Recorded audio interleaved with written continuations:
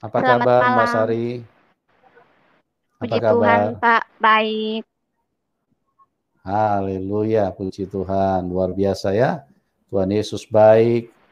Bagaimana Tuhan Yesus sudah membebaskan Sari dari kehidupan yang lama, sehingga Sari saat ini dipenuhi dengan sukacita dari surga, dipenuhi dengan kekuatan, dipenuhi dengan keajaiban, hal-hal yang mujizat-mujizat yang luar biasa yang sudah sering dialami oleh Mbak Sari. Dan pada malam hari ini teman-teman, kita akan segera dengarkan bagaimana kisah selengkapnya dari Mbak Sari. Waktu dan tempat saya serahkan kepada Mbak Sari. Silakan Mbak Sari. Baik, Pak Yusuf. Shalom. Selamat malam, saudara terkasih. Saya Fitmasari. Saya dilahirkan dan dibesarkan dari keluarga yang beragama Islam. Dan di lingkungan saya semua itu nggak ada seorang pun yang beragama Kristen. Semua agamanya Islam. Waktu saya masih kecil, di sana jarang sekali orang sholat gitu ya, nggak ada sama sekali. Bahkan dulu saya pernah ya sekolah sholat subuh ya, itu bisa dihitung iman sama itunya yang sholat bisa kehitung cuma 3 orang dan saya salah satunya.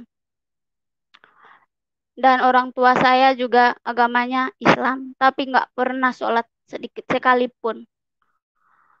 Bapak saya sholat itu setahun cuma 2 kali, yaitu Idul Fitri sama Idul Adha. Dan mama saya juga dari kecil sampai saya besar saya nggak pernah ngeliat dia sholat gitu ya, nggak sama sekali. Pas saya SMP, waktu saya bangun dari tidur pagi, saya nonton TV. Di situ ada satu siaran TV, kalau nggak salah itu siarannya RTV. Itu pas hari Minggu. Saya tuh nonton film tentang kisah Tuhan Yesus gitu ya. Pas saya nonton, saya belum selesai nonton itu mama saya datang, dia marah-marah ke saya, ngapain nonton film itu film itu buat orang Kristen, bukan buat kita gitu. Saya disuruh, ya udah sana kamu mandi, jangan nonton film itu. Kalau saya ngeliat kamu nonton film itu lagi, pokoknya saya bakalan dipukul gitu ya. Udah saya mandi gitu ya. Saya pas mandi tuh penasaran kisah selanjutnya tuh gimana gitu ya. Namanya kita masih masih polos-polosnya gitu ya. Pengen banget itu jalan, maksudnya kisahnya tuh gimana gitu.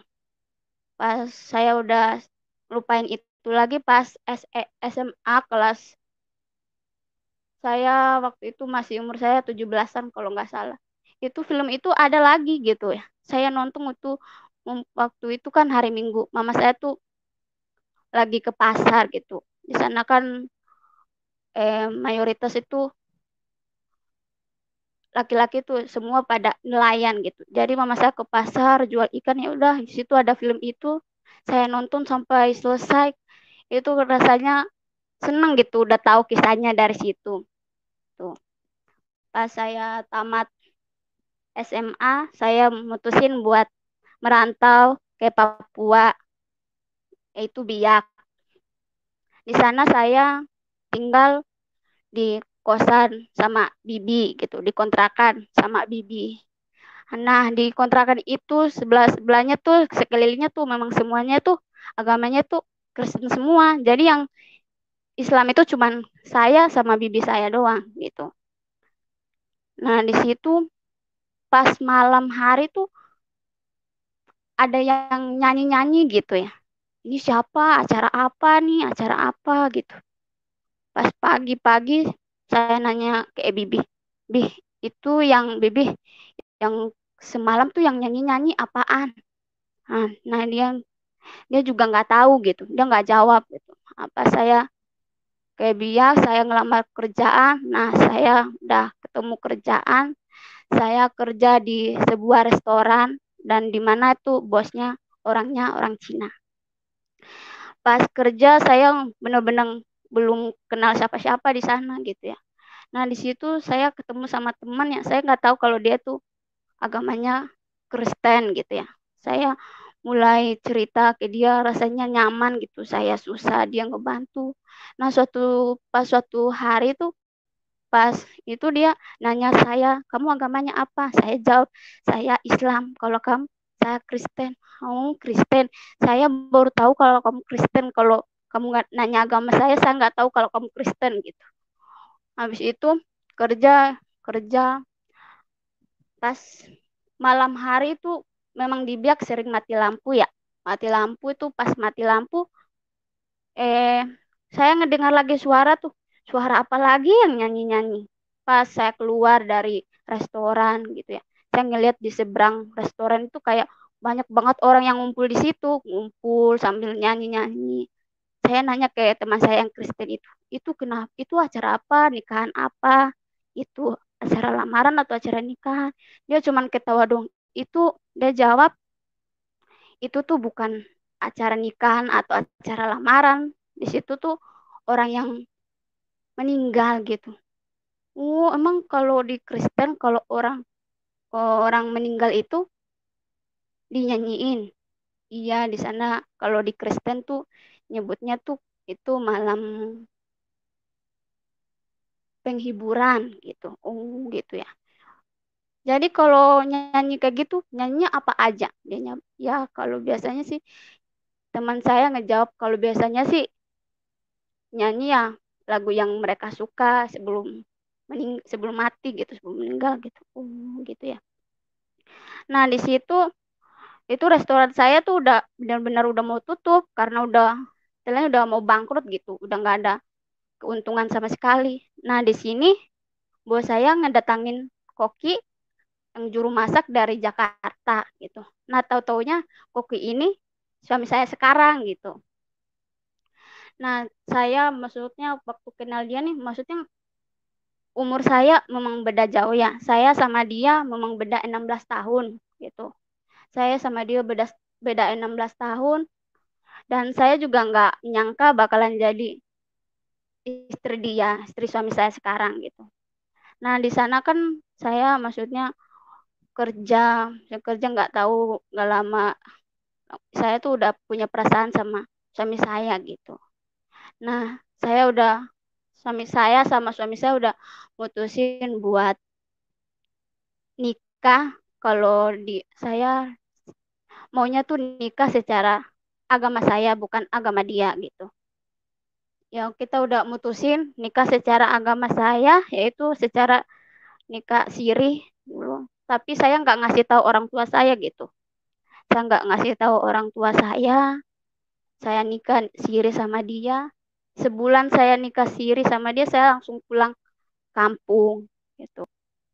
Nah, pas saya pulang kampung, saya kan pikirnya kan saya tuh maksudnya perasaan saya ke suami saya tuh masih istilahnya setengah hati gitu, belum saya belum sangat sayang gitu, belum sama sekali.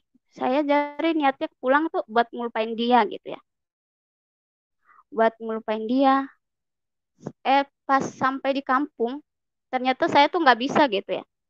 Orang tua saya tuh udah ngejodohin saya sama satu laki-laki. Tapi sayanya mikirnya saya udah nikah, saya nggak mau gitu ya.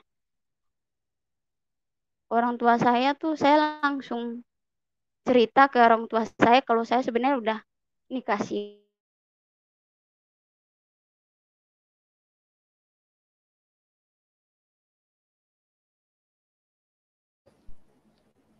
Ya, Memang agama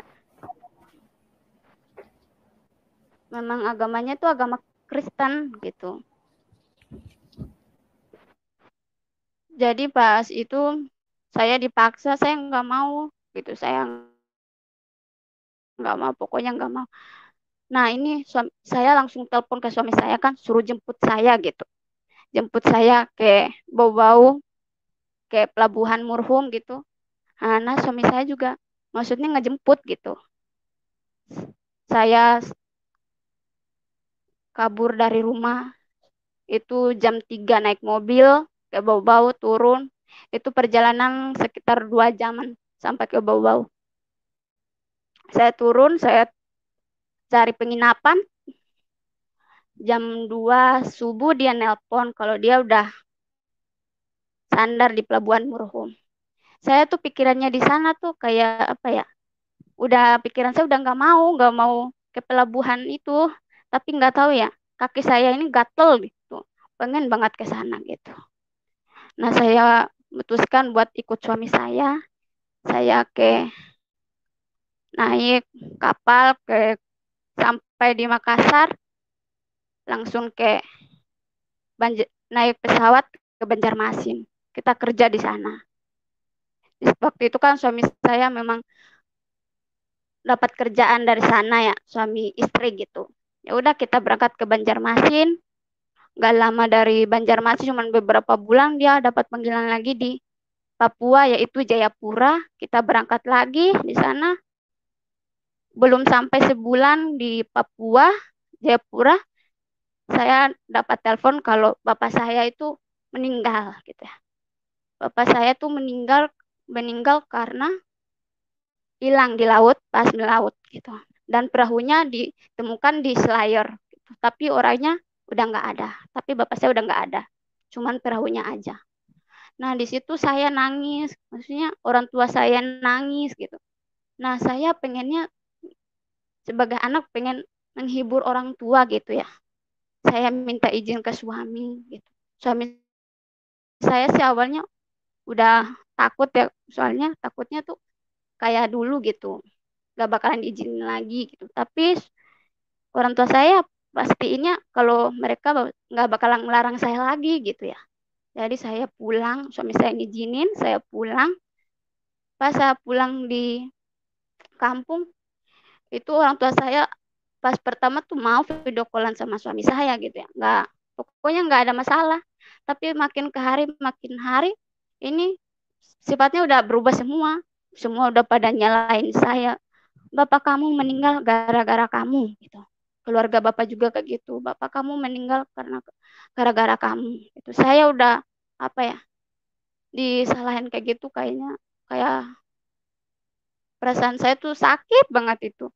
Mau udah pikir yang aneh-aneh gitu. Termaksud pengen bunuh diri gitu ya. Itu saya udah megang pisau ya. Udah mau ngebunuh diri gitu. Gak tahu tuh suami saya nelpon gitu. Saya langsung kaget ya. Kaget suami saya nelpon. Langsung itu. Kamu nanya saya lagi apa? Saya langsung ngomong, saya mau ikut Abi, saya nggak mau lagi di sini gitu. Saya udah nggak mau. Pokoknya saya mau ikut dia gitu. Bagaimanapun caranya. Itu suami saya nggak pegang duit seperak pun. Dia belum gajian. Dia pokoknya tuh bos nggak ngasih buat uang buat minjem gitu. Saya, kalung saya, bahkan HP saya disembunyiin sama orang tua saya supaya saya nggak hubungan sama suami saya gitu. Tapi pas pagi hari saya nggak bersih-bersih rumah, itu tiba-tiba tuh kalung jatuh dari lemari gitu. Ini kok kayak kalung saya gitu. Pas lihat itu beneran kalung saya seneng banget itu. Saya berterima kasih banget gitu bisa temu sama kalung. Saya ngejual kalung itu. Terus saya maksudnya kabur lagi. Untungnya ada satu orang tuh teman saya mau ngebantu saya gitu. Dia ngurusin semua tiket saya, dari baju-baju saya, tiket saya, peralatan saya langsung. Jadi saya turun dari sana cuman tinggal taunya berangkat gitu. Pas saya turun, itu saya turun ke Bau-Bau ke Pelabuhan Murhum itu saya benar-benar nggak tahu mau naik mobil karena semua mobil nggak mau nganter saya gitu. Ini saya harus gimana? Semua mobil nggak mau pada nganter saya, mau ngantar saya di Bau-Bau gimana ini? Nggak tahu tuh saya minta tolong ke anak ini nih, rumah dia dan rumah saya tuh jauh banget, tapi dia mau ngantar saya gitu. Saya ke sana gitu. Saya nggak bawa baju sama sekali, saya cuma makainya baju tuh yang di badan saya gitu. Saya jalan gitu sampai di bau-bau, dikasih semua gitu, tiket saya, baju saya gitu. Pas itu kan jam kapalnya sandar jam 1. Kapalnya sandar jam 1. Saya ke ke Pelabuhan Murhum itu, saya tuh sebelum Pelabuhan Murhum saya ketiduran gitu.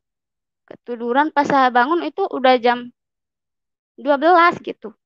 Saya kaget, ini sudah jam 12 kok masih di sini gitu.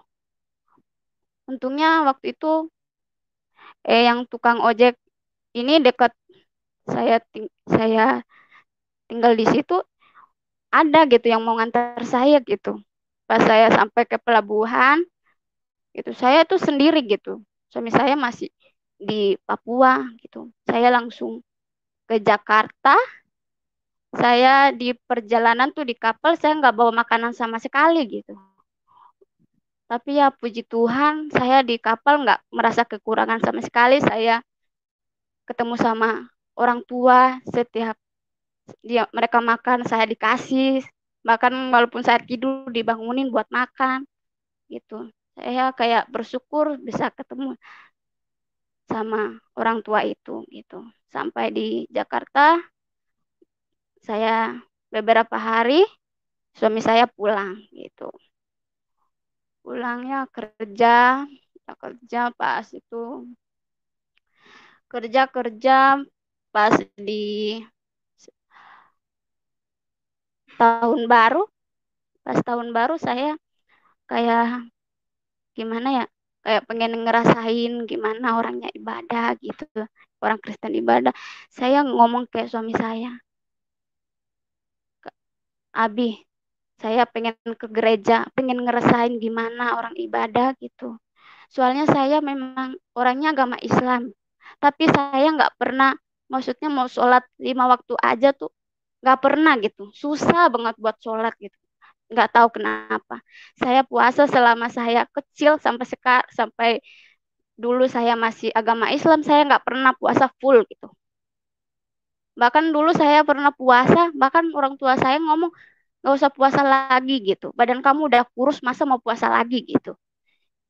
Ya udah saya pas itu saya kayak suami saya ngomong ke dia mau ke gereja, saya pengen ngerasain gimana cara ibadah orang Kristen itu, pengen ngerasain gimana ke gereja gitu.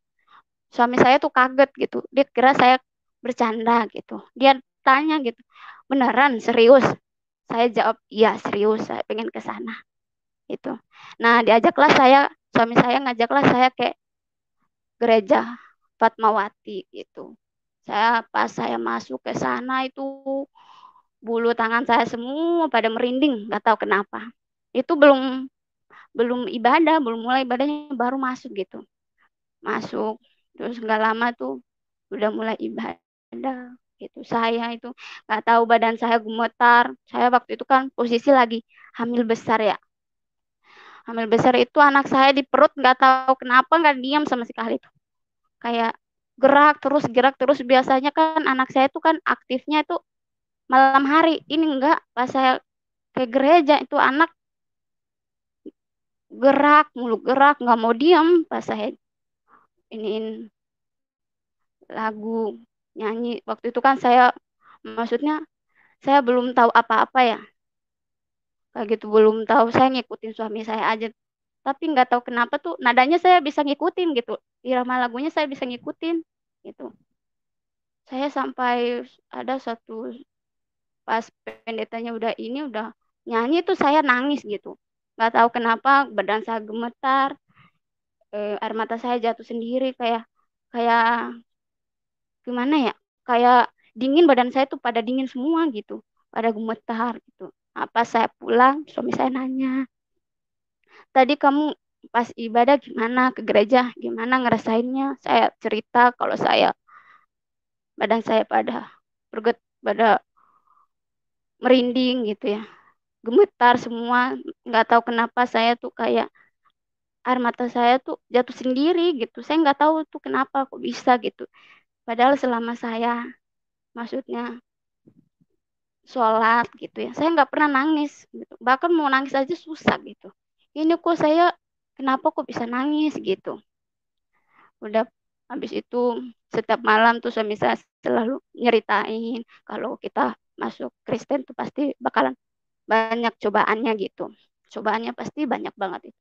Saya kira tuh cobaannya biasa aja ya, kayak biasa aja. Nah, pas kayak gitu saya mutusin buat masuk Kristen gitu. Tapi saya masuk Kristen bukan karena paksaan dari suami saya. Enggak, itu enggak benar. Itu dari hati saya sendiri gitu. Saya masuk Kristen karena niat dari diri saya, bukan dari suami saya. Suami saya selalu nanya, kamu benar nggak? Benar nggak? Saya jawabnya iya, saya benar. Itu. Soalnya saya berpikir, saya Islam aja kayak susah gitu. Buat sholat itu kayak gimana? Kayak males gitu. Nah, pertama saya masuk ke gereja itu kayak perasaan pengen ibadah tuh ada. Cuman lah kendala kayak sekarang gitu ya. Saya bilang kayak suami saya, pokoknya saya ingin masuk Kristen gitu. Saya ditemuin sama Pak Pendeta, siapa tuh? Pak Teddy ya, Pendeta. Pak Teddy, saya ketemu sama dia ditanya-tanya gitu. Ini beneran gak dari hati kamu gitu? Saya jawab, iya ini dari hati saya, bukan paksaan dari suami saya gitu, ataupun orang lain. Nah, tanggal 15 itu, saya akhirnya di tanggal 15 Januari 2021, saya dibaptis gitu. Nah, saya dikasih tahu sama Pak Pendeta yang namanya Pak Teddy, katanya kamu bakalan ngerasain gitu cobaan gitu. Saya tuh pikirnya pasti saya bisa ini ya, cobaannya pasti nggak terlalu gini, nggak terlalu pokoknya nggak terlalu banget gitu. Pas selesai dibaptis itu suami saya udah nggak kerja, saya nggak saya pegang uang seperak pun itu nggak ada sama sekali gitu. Beras di rumah nggak ada. Saya sampai nangis tiap malam, saya nangis. Saya doa ya Tuhan ini apa gitu kok sampai segini amat ya. Saya memang di kampung kita juga pernah susah tapi nggak separah ini gitu. Ini kok makanan aja nggak ada beras aja nggak ada sama sekali gitu. Mana saya lagi hamil gitu ya. Saya tuh nangis, saya nggak mikir diri saya ya, tapi saya mikirnya tuh anak saya tuh, bayi saya yang masih di dalam kandungan gitu, mikirnya di situ. Saya mikir, ya Tuhan kalau saya masih bisa nahan lapar sampai 2 hari juga saya sanggup gitu. Tapi kalau anak saya kayaknya nggak bisa gitu, kasihan gitu. Saya nangis, nangis tiap malam tuh suami saya selalu percaya, ma, percaya pasti tuh Tuhan pasti bakal ngebantu, Tuhan Yesus pasti bakal ngebantu gitu. Kamu, mama harus percaya. Saya ke suami saya harus gimana gitu. Saya selalu pengen percaya tapi kalau ngeliat maksudnya kayak sekarang ini kayaknya susah banget. Jangan ngomong kayak gitu. Sekarang kamu udah ngambil keputusan kayak begitu ya, kamu harus kuat gitu. Kamu nggak boleh lemah gitu. Harus percaya kalau Tuhan itu pasti ngebantu kita. Tuhan itu nyata gitu. Gak lama kita sebelum tidur kita doa gitu. Pas doa gitu, saya sampai nangis itu saya nggak pernah nangis sekencang itu. Saya nangis itu kalau didengar sama orang pasti mikirnya saya tuh lagi berantem gitu. Nggak, besoknya tuh Pak Pendeta Teddy itu Pak Teddy datang ke rumah bawa beras, bawa mie, itu saya langsung nangis gitu. Nggak bisa, itu saya ngucap syukur kayak Tuhan gitu. Makasih Tuhan gitu, makasih atas nikmatnya, makasih semuanya gitu. Nah, pas dia akhirnya kita minta doa kayak Pak Pendeta, Pak Teddy tadi, supaya agar suami saya bisa dapat kerjaan lagi, supaya saya bisa menguatkan hati saya dalam agama saya yang baru. Akhirnya berapa hari suami saya dapat panggilan kerja di Jakarta Barat, ya di tempat sekarang gitu. Itu cobaannya Ya puji Tuhan cobaannya banyak banget itu. Itu cobaannya nggak habis-habis itu. Saya nggak pegang uang seperak pun. Terus perut saya, maksudnya saya hamil udah mau udah dekat-dekat lahiran gitu. Udah dekat-dekat lahiran, saya nggak pegang uang gitu. Pas saya lahiran pun saya nggak pegang uang sama sekali gitu. Tapi ya puji Tuhan, bosnya dia ngebantu ngirim uang dan akhirnya saya bisa keluar dari klinik, saya bisa ngebayar walaupun itu masih separoh gitu, belum semuanya. Saya nyicil ya, walaupun sekarang masih ada ya, tapi udah nggak kayak pertama gitu. Dan saya bersyukur gitu. Saya masuk Kristen, saya sangat bersyukur. Saya bersyukur kepada Tuhan Yesus karena bisa mengetahui bahwa ayah kandung saya bukan yang meninggal, melainkan orang lain gitu. Saya nggak pernah dikasih tahu. Dari kecil saya nggak tahu bahwa orang tua saya tuh, bapak saya yang meninggal tuh ternyata bukan bapak kandung saya. Dan saya berdoa semoga saya selalu dikuatkan dalam agama saya yang baru. Mungkin itu saja kesaksian dari saya. Mohon dukungannya, doa dari saudara terkasih agar saya selalu dikuatkan dalam melewati proses Tuhan. Tuhan Yesus memberkati.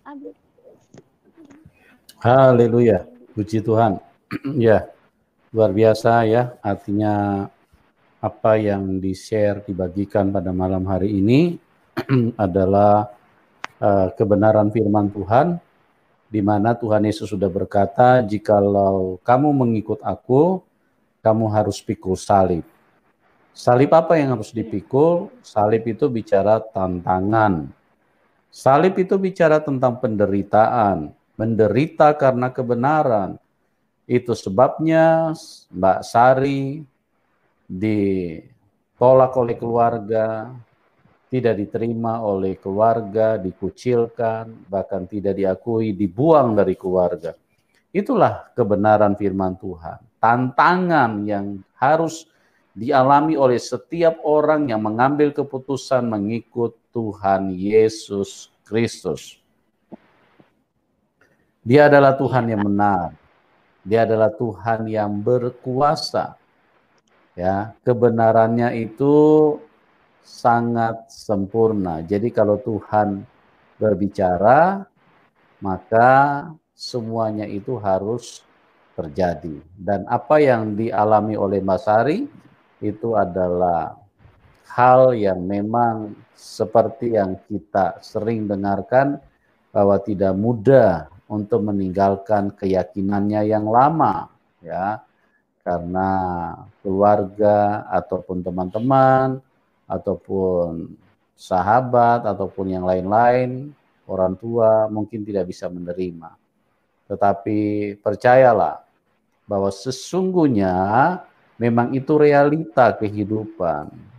Karena hidup ini seperti yang saya selalu katakan, hidup ini diwarnai oleh dua kekuatan.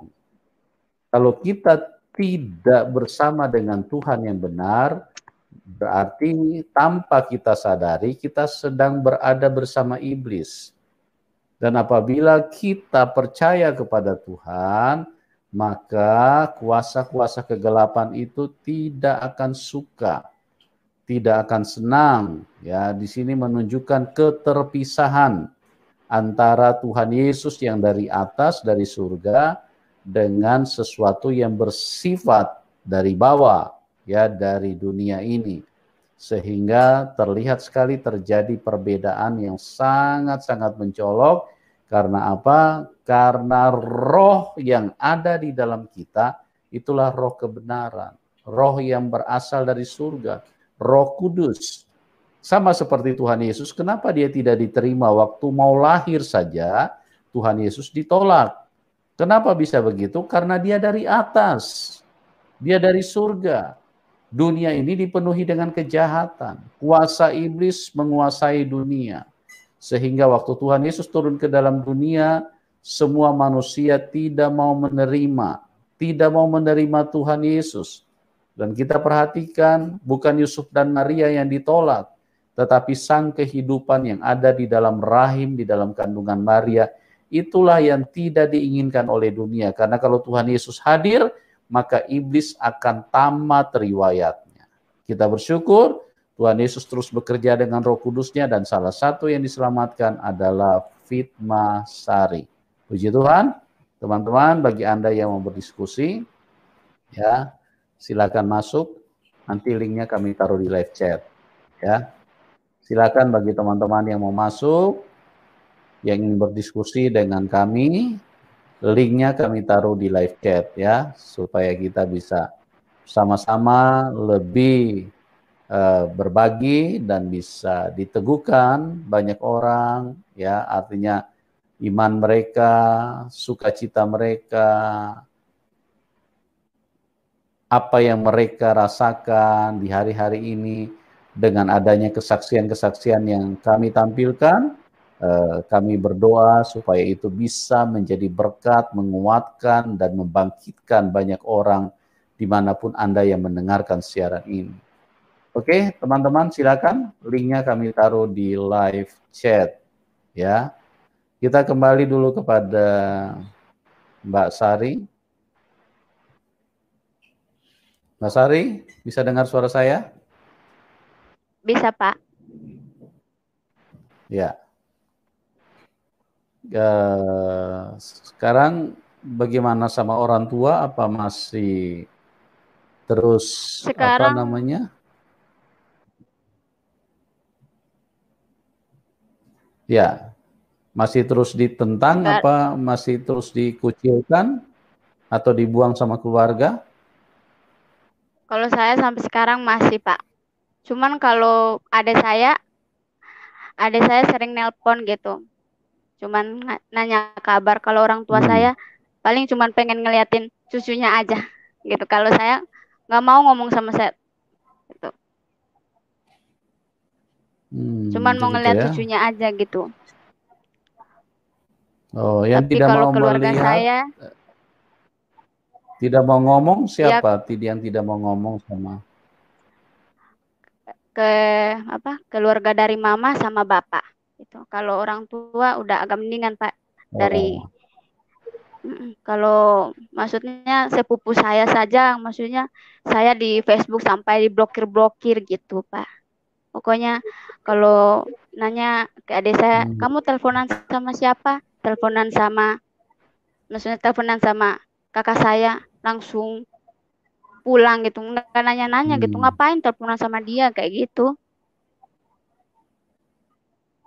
Yang paling ini sih dari bapak, soalnya kan bapak kan orangnya kan keluarga bapak tuh keluarganya orang sukses semua, Pak, gitu. Kalau mama sih nggak terlalu gitu. Ya, ya, ya, ya, ya, Jadi ya. saya udah benar-benar Jadi dulu pas masuk itu emang saya udah dianggap mati gitu. ya, sampai setega itu ya, cuma hanya karena percaya kepada Tuhan Yesus ya. Sampai Iya, Pak. setega itu, yang penting rela berpisah dengan orang-orang yang dicintai, orang-orang yang dekat, keluarga darah daging yang lahir dari rahimnya sendiri, ya, keluarga yang apa namanya, yang seharusnya merangkul, tetapi inilah kenyataannya, teman-teman. Tidak mudah meninggalkan Islam, ya, tidak mudah. Bahkan kalau ada yang menduga bahwa ikut Tuhan Yesus itu karena diiming-iming Indomie atau Iya, dikasih Indomie, ini saya pikiran-pikiran yang dulu picik sampai sekali, pikiran yang kotor. saya dulu sampai dibilang kayak gitu gitu. Katanya saya dibayar berapa gitu. Kamu dibayar berapa? Terus nyebutnya badan saya udah haram gitu. Soalnya saya udah makan babi, padahal saya nggak makan babi, Pak. Tapi mereka mikirnya saya udah makan babi gitu. Jadi udah nggak pantas gitu dipegang sama sekali. Oh begitu ya. Iya. Mereka Kok nyebutnya saya jadi udah begitu kafir ya lah gitu. kalau orang mabuk agama begitu ya, artinya Iya, rela mereka juga terpisah kayak dengan gitu ya. orang-orang yang dicintai, Iya, rela Pak. terpisah dengan orang-orang yang dicintai demi sebuah agama, ya. Ya, sungguh cukup memprihatinkan ya bagi kita yang mendengarnya, tetapi Mbak Sari harus tetap kuat karena memang itulah konsekuensi. Tuhan Yesus itu dari surga. Jadi tidak bisa diterima oleh dunia. Makanya banyak orang bertanya, kenapa bangsa Israel, orang Yahudi, Yudaism, tidak bisa menerima Tuhan Yesus, ajaran Tuhan Yesus? Karena memang ajaran Tuhan Yesus berasal dari surga. Ya, tidak mudah diterima oleh manusia karena tidak mudah diterima oleh dunia. Dunia ini dikuasai setan. Ya, dari Taman Eden, manusia sudah jatuh di dalam tangan setan, di dalam tipu daya, di dalam kebodohan. Makanya jangan kaget, ya, Mbak Sari jangan kaget kalau Mbak Sari dikucilkan, tidak diakui, bahkan dianggap sudah mati, bahkan dikafir-kafirkan, dinajis-najiskan, ya. Jangan kaget ya, Mbak Sari ya, tetap kuat di dalam Tuhan. Enggak, Pak. Dengan Soalnya apa ya? adanya Suami situasi saya seperti memang udah. itu, dengan adanya situasi seperti itu, apa masih kepengen balik ke Islam, apa bagaimana, Mbak Sari? Tidak, Pak. Saya udah nggak kepikiran buat balik lagi. Soalnya saya kan, maksudnya udah seneng gitu, udah milih agama saya sendiri gitu. Saya juga Islam dulu nggak pernah sholat, Pak. Malahan saya kayak Ya. Kristen tuh enak, maksudnya seneng gitu. Saya ibadah menurut hati saya gitu, kayaknya seneng gitu. Sekarang saya rindu banget ya Pak, pengen ibadah, cuman ya lagi situasi kayak gini ya, gitu. Pengen banget ngerasain ibadah gitu. Ya. Ibadah online aja untuk sementara waktu ya. Jadi kalau Mbak Sari rindu bertumbuh di dalam Tuhan, ingin mengenal firman Tuhan lebih jauh, nanti bisa hubungi nomor telepon yang ada di layar ini ya, supaya Mbak Sari bisa dibimbing untuk mengenal Alkitab lebih maksimal ya. Iya Pak, itu yang penting. Ya, baik. Oke teman-teman, kita segera akan masuk ke dalam diskusi. Kita ke mantan muslim. Mantan muslim, ini murtadin juga berarti ini. Selamat malam mantan muslim. Selamat malam, apa kabar? Pak. Luar biasa, Pak Yesus berkatin, Pak Malam. Yusuf Pendekulu. Salam kemenangan. Salam kemenangan, Pak. Bu Witma Sari. Selamat malam, Pak. Salam, Pak. Boleh nanya kepada Bu Witma Sari? Bisa, Pak. Sudah berapa lama ikut Tuhan? Saya sih Pak belum lama, saya baru 5 bulan, belum lama. Jadi gitu. Saya masih proses pengenalan Pak. Oh nggak apa-apa. Saya dulu juga dari Muslim. Jangan takut. Saya sih cukup lama ya, dulu. Pak. Saya juga hampir, puji Tuhan ini kesaksiannya luar biasa juga mengingatkan saya dulu. Waktu untuk terima Yesus memang nggak gampang. Waktu terima Yesus itu harus ada yang harus dibayar, harga yang dibayar. Karena kita sudah dibayar dengan mahal dengan salib Yesus Kristus di atas kayu salib, itu sangat mahal harganya. Dan kita bersyukur walaupun kita dicaci maki, dikucilkan, nggak diakuin. Saya ngalamin gitu. Pernah saya ditanya, kamu dibayar berapa? Seperti ibu yang bilang tadi, kalau kita ikut Tuhan Yesus pasti dikata-katain yang macam-macam. Teman-teman kita aja menjauh semua. Tapi jangan takut. Selama saya kenal Tuhan, saya bertobat tahun 90 ya. Udah cukup lama. Saya nggak pernah Tuhan tinggalkan saya. Walaupun tantangan banyak, betul kata Pak Pendeta. Yusuf Manufulu benar-benar banyak tantangan, tapi Tuhan selalu pegang, selalu bela kita. Karena Tuhan kita itu benar-benar Allah yang hidup, Allah yang tidak pernah meninggalkan umatnya. Dalam malam ini luar biasa. Sampai hari ini Tuhan tidak pernah meninggalkan saya. Tetap ikut Tuhan, bahwa Tuhan kita itu Tuhan yang luar biasa. Bahkan menjanjikan surga aja dikasih, apalagi di dunia ini. Gitu loh Bu ya. Itu aja saya membagikan sharing. Kalau Ibu ada tantangan, panggil Yesus. Karena Yesus itu Yesus yang hidup. Jangan takut. Saya juga susah dulu menghadapin banyak tantangan, tapi terus maju dalam Tuhan. Tuhan Yesus memberkatin. Ya, selamat malam Pak Yusuf. Saya kembalikan. Selamat malam. Makasih Pak mantan Muslim. Puji Tuhan ya, luar biasa. Artinya itu memang sebuah realita bahwa Mbak Sari sementara menuju kepada kehidupan kekal, kepada kebenaran. Jadi jangan kaget kalau banyak orang yang hidup di dalam kegelapan, mereka menentang, bahkan mereka marah, atau mungkin mereka membenci, atau mungkin membuang Mbak Sari. Oke.